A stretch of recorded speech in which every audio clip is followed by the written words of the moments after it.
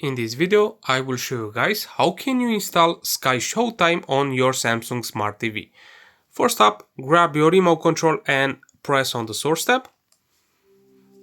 From here, you will need to go to the search bar and type in Skyshowtime.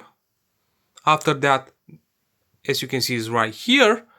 Press enter on your remote control and enter again to install it on your Samsung Smart TV. As you can see, it's done. And from here, if you want, you can add it on your Samsung Smart TV home screen to open it fastly.